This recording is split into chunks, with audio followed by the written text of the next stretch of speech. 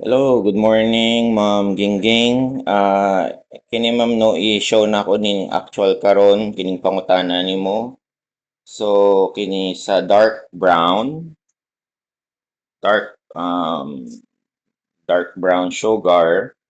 So ang base sa giingon nimo diri ma'am no. So ang pagbaligya ninyo is ano ma'am no, kanang 1 kilo ang pinakagamay. And then sa naa siya additional na unit of measure UOM na sack. So sa usa ka sako na ay 50 ka kilo. So i-show na ako ma'am no nga tuon nato karon ni sa ano ma'am sa dito sa system. Search nato dito and then i-show na ako ma'am tong issue nga man based dito sa giingon dire no. Makita nato sa report ang issue dire sa dark brown kay nakaset daw ang base unit sa case utong gibutang imbes na kilo. And then ang additional pa na ano ma'am UOM niya for ang conversion factor is wholesale unit times 1. And then so nganong sayop man kay ang factor ma'am is na ay 1 or less. So dili dapat ma'am no 1 or less kay based ma'am sa explanation na ako nag-send dito sa usa na sa memo na ang 1 naman ma'am tong ano no ang base unit. Ang base unit ma'am siya naman ang 1. So ang sunod didto kung mag-add paglain like sako mauna tong ibutang na to na ang factor conversion factor 50 ka kilo sa usa ka sako. So ngadto ta ma'am sa system no. So log in ta and then so diri ma'am sa system pag open nato ma'am so nato sa dashboard no mao ni first na mo gawas. And then ngadto ta ma'am sa products. Okay. So sa products ma'am search lang nato ma'am dark brown sugar. O din sa result diri ma'am way ni gawas.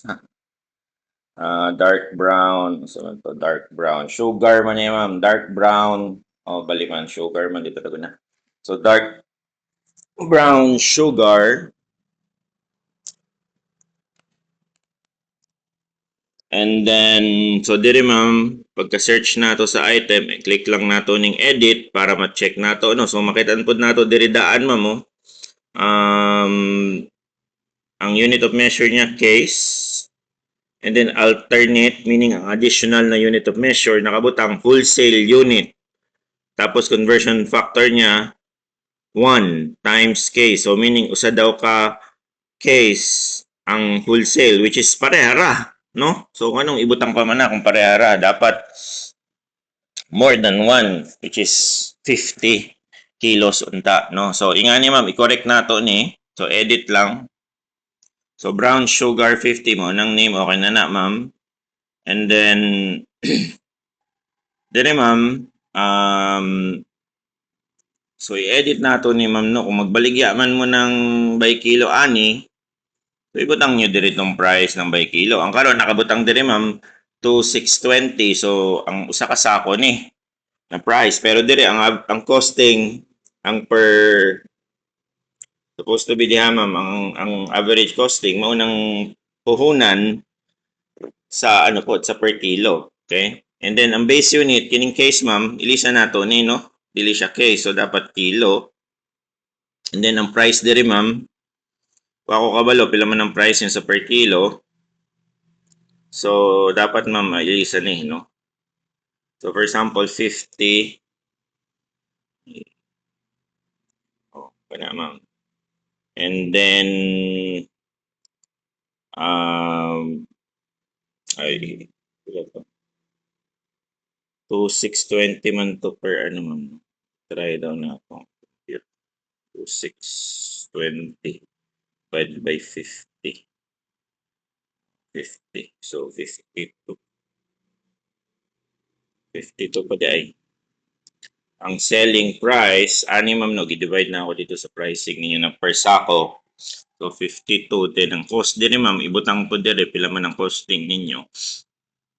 sa usa ka kilo. So ang base nato ma'am kilo, ganina case man to nakabutang. Okay, listen nato. So diri man pod, so diri na ma'am alternate unit of measure. So ang item ma'am kung naa pa siya'y laing unit of measure besides sa base, meaning dili lang siya usa, multiple unit of measure.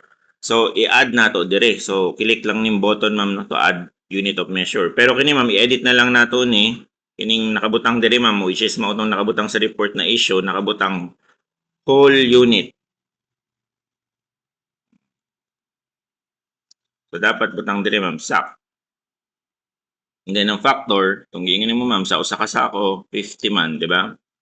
So 50 and then ang price, selling price niya which is 2,620. So ana ma'am, dapat ang sakto. No? So mao to ma'am na dapat na check man nila ni, nag-ingon sila na check na pero wa pa di ay mga common items ra gyud ninyo. So next ma'am, usa pa man tanawon nato no. Mao naman to ma'am no. Ang correction dito.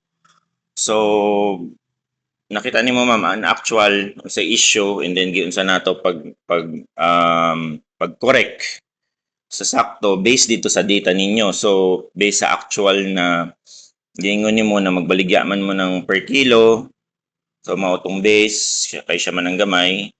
Okay? And then additional, magwaligyapon mo ng per sack. So, gi-add nato siya sa additional na or alternate unit of measure. And then, for ang factor niya, ma'am, dili 1. So, dili pwede, ma'am, na magbutang ka dire sa conversion factor ng 1. Kay, meaning, kung butang ni mo dire, 1 kilo ra to.